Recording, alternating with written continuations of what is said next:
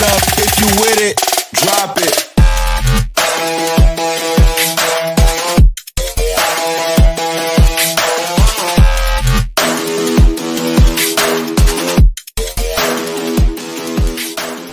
Halo, kembali lagi di Cerita Podia episode ketiga bersama dengan aku, Manda. Dan tentunya hari ini aku gak sendirian ya teman-teman. Aku ditemani sama salah satu dosen cantik kita, Bu Elvi.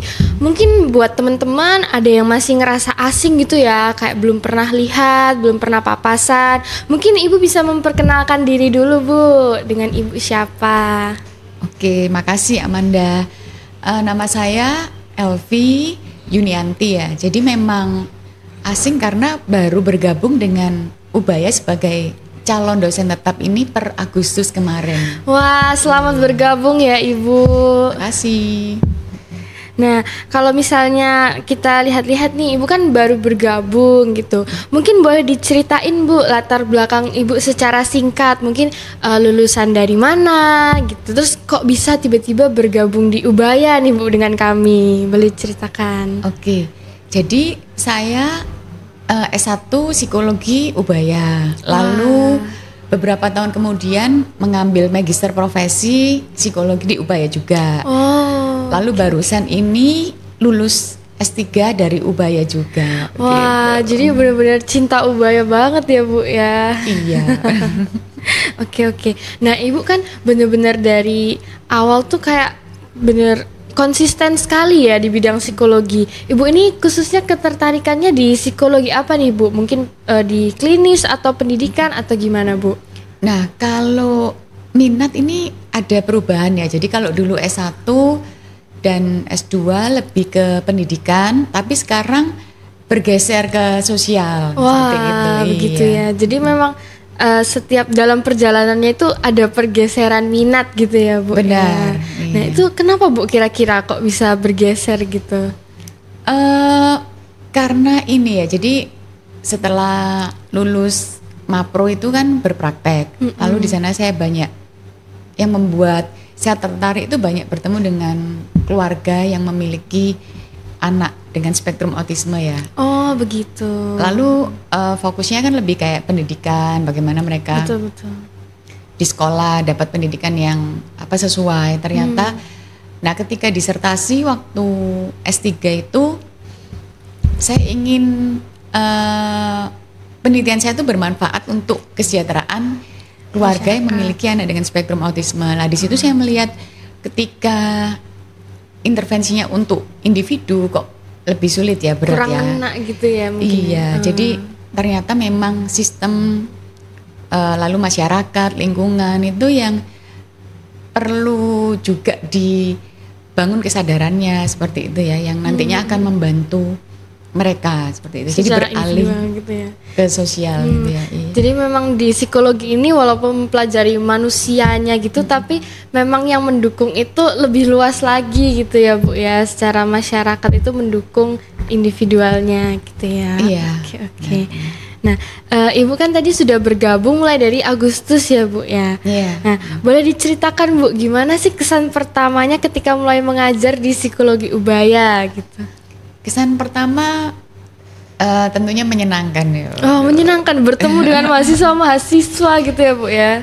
Iya, karena juga Ubaya lingkungan yang saya sudah familiar seperti itu ya. Jadi tidak terlalu ada penyesuaian yang berat atau gimana gitu sih. Dan ekspektasi ketika sebelum dan sesudah masuk menjadi calon dosen tetap, masih calon ya, yang masih enjoy, maksudnya belum menemui hal apa yang ini ya.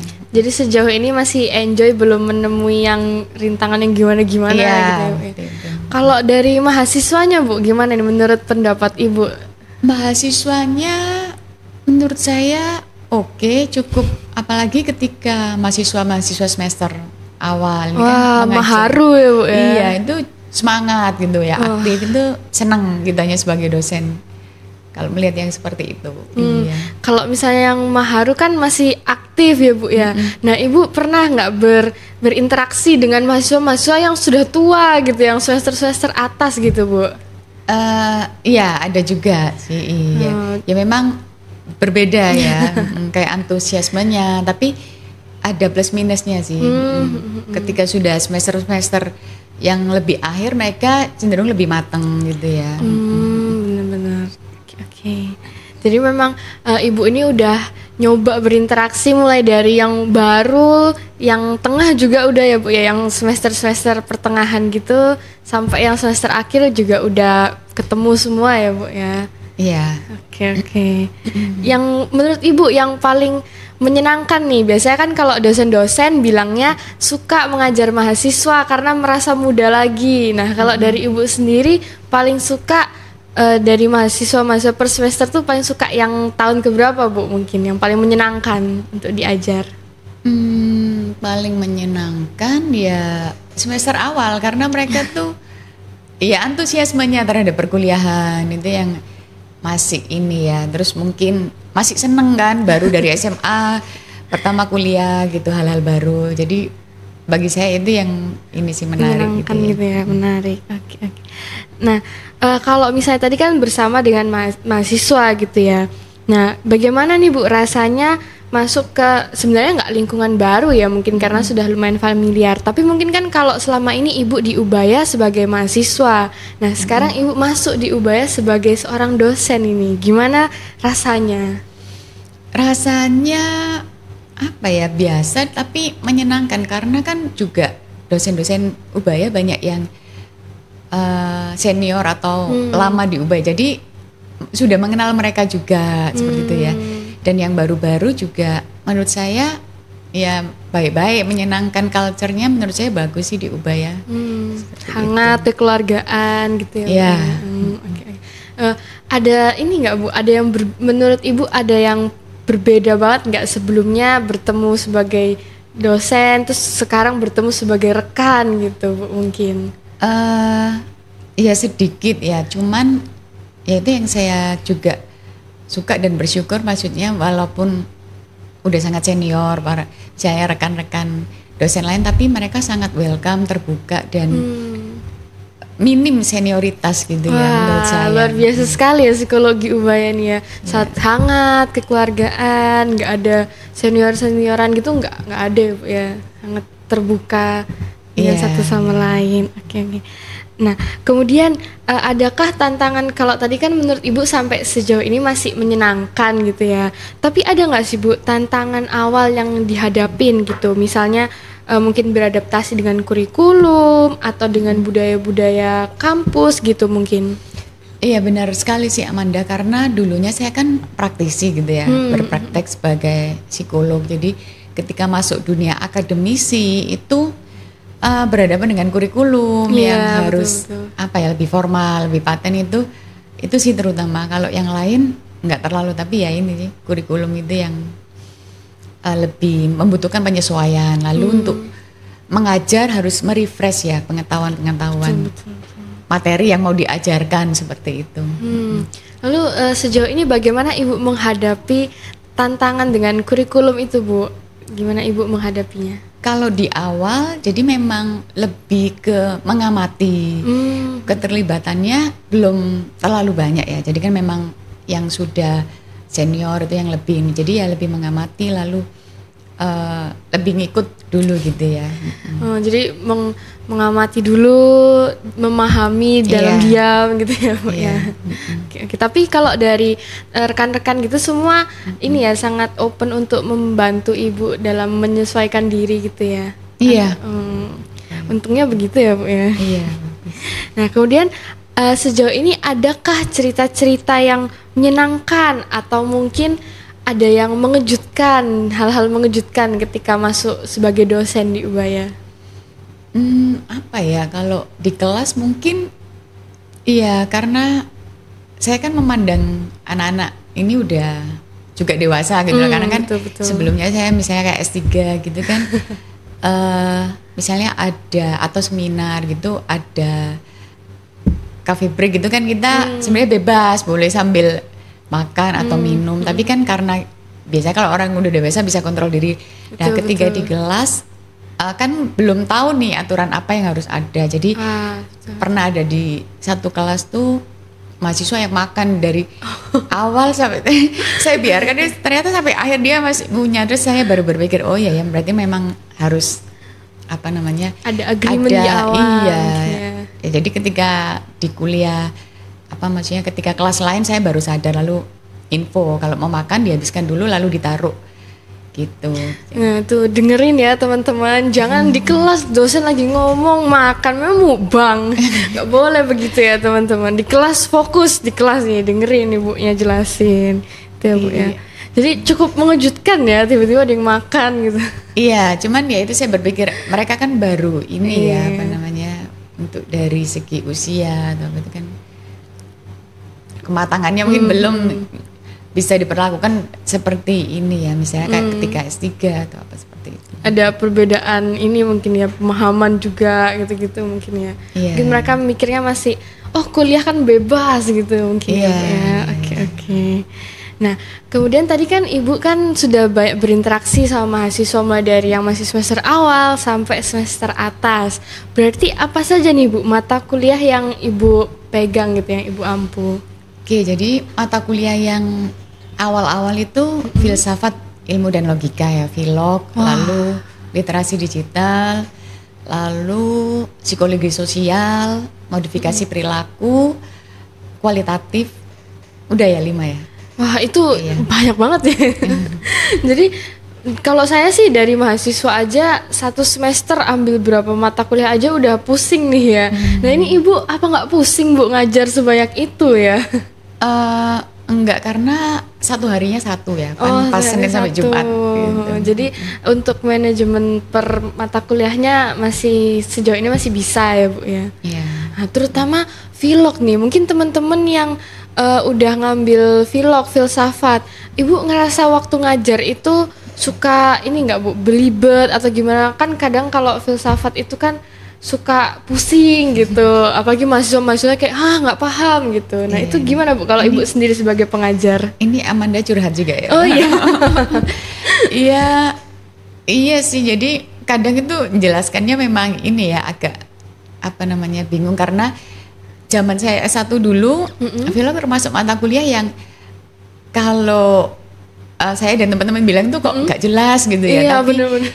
Tapi dari situ akhirnya saya ya berusaha sih mencoba supaya bagaimana lebih jelas gitu ditangkap oleh ini ya mahasiswa. Terutama mahasiswa yang masih kayak pemikirannya itu kayak mungkin kadang belum nyampe ke sana itu ya bu ya, kadang yang menjadi sulit. Iya sih, kan namanya filsafat ya. Diawali dengan pertanyaan, diakhiri dengan pertanyaan. Betul gitu sekali. Wah, luar biasa sekali ibu mengajar filsafat ya. Nah, kenapa menurut ibu kenapa sih mata kuliah yang ibu pegang itu pasti penting lah ya. Nah, tapi menurut ibu secara pribadi, mengapa sih mata kuliah yang ibu pegang yang ada 5 tadi itu menjadi penting bagi mahasiswa psikologi, Bu? Sebenarnya semua mata kuliah penting gitu ya. Bahkan misalnya mata kuliah umum yang harus diambil ketika awal-awal seperti literasi digital gitu. Betul.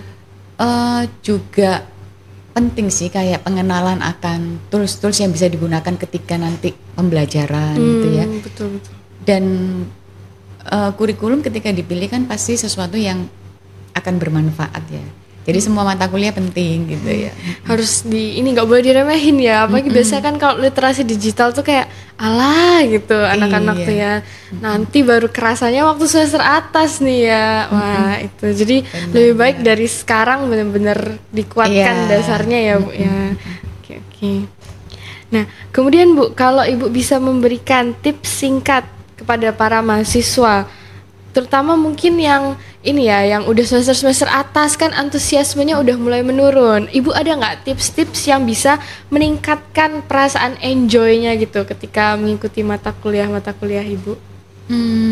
Tipsnya apa ya? Tetap semangat karena masa-masa kuliah S1 misalnya ya gitu dimaknai dengan menyenangkan gitu ya. Karena nanti pasti akan selesai kok. Pokoknya niat pasti akan berakhir. Jadi dinikmati aja dan lakukan yang terbaik gitu, sebaik mungkin. Memang karena terkadang juga persepsi kita tuh mempengaruhi ya Bu ya. Kalau kita persepsiinnya ini tuh menyenangkan, mungkin akan lebih enjoy gitu ya Bu ya. Iya.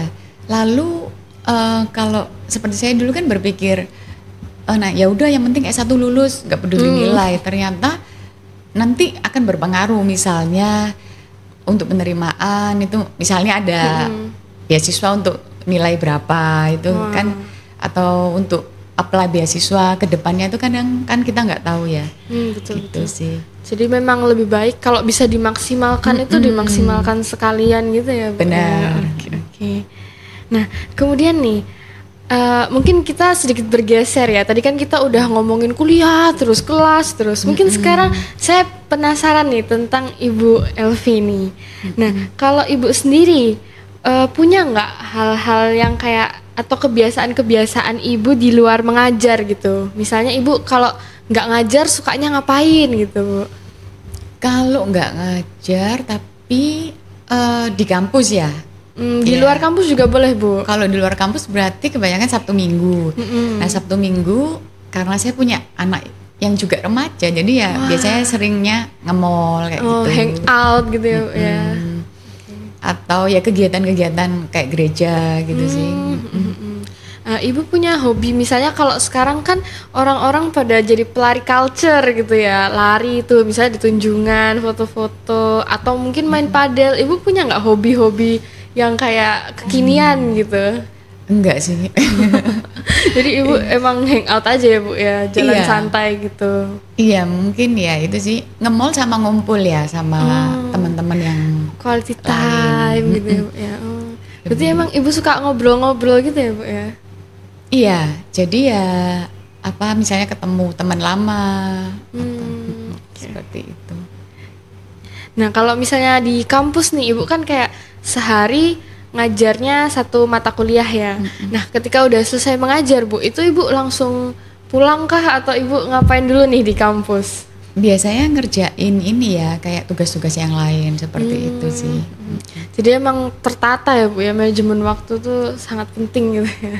Iya sebisa mungkin pekerjaan atau tugas-tugas diselesaikan di kampus, jadi ketika pulang tuh udah istirahat aja. Wah ini namanya work life balance ya Bu ya. Nih bisa dicontoh nih dari Bu Elvi nih. Jadi sebisa mungkin dikerjakan langsung, pulang rumah itu untuk istirahat gitu ya. Benar-benar. Tuh mungkin teman-teman bisa meniru ya yang merasa kehidupannya kurang balance gitu. Mungkin manajemen waktu yang bisa lebih diperhatikan teman-teman. Oke. Kalau hobi Bu selain nge-mall, mungkin Ibu punya hobi-hobi lain? Hobi lain apa ya? Membaca mungkin Bu atau menulis? Nggak ada yang khusus sih, paling lebih ke hobi-hobi yang ya mungkin nonton, tapi yang sebisa mungkin di rumah misalnya kayak gitu ya. Jadi Ibu suka di rumah gitu Bu? Iya benar banget. Sepertinya introvert kah Bu? Iya mungkin ya, jadi kalau masa pandemi itu ya boleh dibilang menikmati ketika di rumah gitu. Jadi waktu pandemi yang lain stres pengen keluar, Ibu lumayan enjoy ya, nyantai di rumah gitu ya. Oke.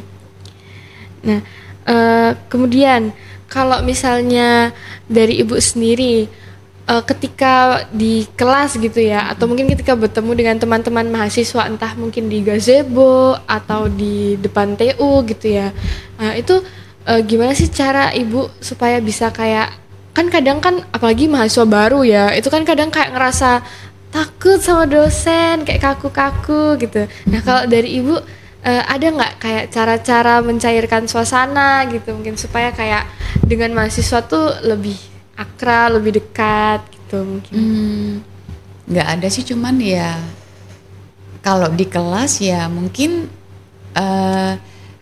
ya mungkin nanya-nanya di luar, misalnya pelajaran gimana kabarnya mereka kayak gitu sih. Ya tapi nggak selalu ya. Jadi kadang nanya-nanya gitu ya supaya mencairkan atau suasana. Mungkin bercanda-bercanda yang tentang seputar generasi mereka gitu ya. Oke. Nah kemudian kalau misalnya Ibu bisa memberikan nih, tadi kan sudah tips, mungkin sekarang nasihat-nasihat singkat tentang semangat belajar, terutama untuk teman-teman yang di awal kuliah gitu. Mungkin Ibu ada nasihat atau apa gitu? Mungkin kalau secara klasik kayak 3B ya, brain, beauty, behavior. Jadi brain itu nggak harus yang, maksudnya saya memilih harus mahasiswa yang pintar, tapi nggak, maksudnya aktif lah gitu ya. Terus tugas-tugas dikerjakan gitu. Lalu beauty, maksudnya beauty itu ketika ngampus mandilah, misalnya kayak gitu ya. Jadi maksudnya kerapian gitu ya. kayak gitu-gitu.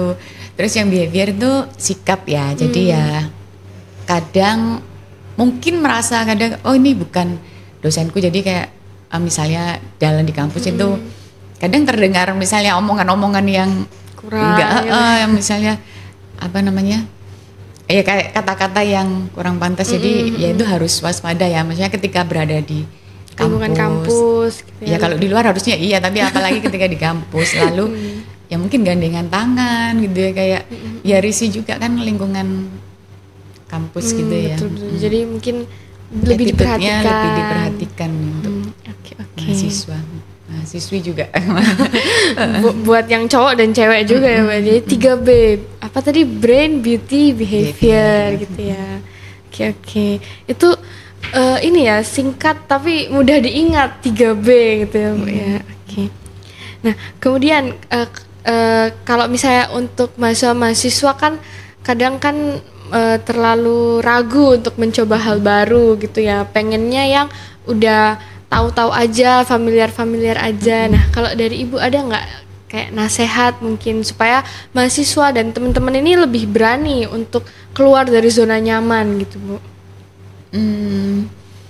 Nasihatnya iya semangat ya, karena kalian kan masih muda-muda nih, jadi banyak mencoba, banyak belajar hal baru yang nantinya akan jadi bekal atau memori yang indah lah paling enggak ketika apa nanti di usia-usia selanjutnya ya. Contohnya hal simpel itu penggunaan ChatGPT misalnya ya. Jadi ketika ditanya itu atau presentasi, banyak kan pakai, lalu ketika presentasi itu benar-benar baca gitu. Jadi saya coba misalnya maju, misalnya dikasih kasus atau apa itu, HP-nya dikumpul di depan gitu. Ternyata mereka bisa menjawab. Cuman ya itu zona nyaman ya. Jadi kayak lebih safe kalau jawabannya dari ChatGPT. saya dibantu ChatGPT. Benar. Paham. Jadi memang kadang itu keluar dari sesuatu yang gak familiar tuh emang gak nyaman ya Bu ya. Tapi harus dicoba karena kita gak tahu sampai mana kemampuan kita kalau kita gak berani nyoba gitu ya Bu ya. Betul, Oke. Nah, kalau tipsnya sendiri Bu supaya berani mencoba gitu, ada nggak Bu tips supaya berani? Tips supaya berani, kalau bagi saya sih dari dulu nothing tulus ya, maksudnya kalau dicoba nggak ada ruginya gitu, itu yang harus selalu ditanamkan ya. Tetapi ketika itu menghasilkan berarti ya bonus gitu. Kalau berhasil bonus, kalau gagal ya sudah Nggak ada dicoba lagi. ruginya. Ya, benar. Tuh teman-teman, berarti kita tuh harus selalu berani mencoba ya Bu ya, harus semangat. Buat teman-teman yang masih maharu atau mungkin sudah mahasiswa lama, tetap harus semangat. Antusiasmenya jangan sampai turun ya Bu ya. Oke. Nah, mungkin selain Ibu Elvi, apakah ada juga dosen-dosen lain yang baru masuk gitu Bu, atau Ibu aja nih? Iya, ada Bu Winda itu baru juga. Jadi ada selain Ibu ada teman lain juga Teman ya baru, yang iya. baru. Oke. Nah teman-teman, jadi kan kalau misalnya kita barusan juga penerimaan mahasiswa baru, selain teman-teman yang baru ada juga dosen-dosen yang baru masuk ini. Jadi memang kita alangkah baiknya saling mengenal gitu ya, saling bertegur sapa gitu, nggak apa-apa ya Bu Iya, ya. nggak apa-apa dong. Juga di kelas itu ya saling akrab tapi tetap menghargai, tetap menghormati. Tapi kita juga harus menyambut dosen-dosen yang baru masuk ini menjadi bagian dari keluarga psikologi Ubaya gitu. Nah, teman-teman juga tetap semangat untuk beradaptasi dan juga lebih antusias dalam dunia perkuliahan gitu ya. Bu. Iya. Oke, Ibu mungkin ada yang mau disampaikan ke teman-teman nih untuk menutup sesi pembicaraan kita pada hari ini, Bu? Iya, teman-teman semangat ya, nikmati momen-momen ketika kuliah gitu ya, yang yaitu buat memori-memori yang indah ketika nanti kalian sudah lulus atau bahkan sudah berkeluarga seperti itu ya.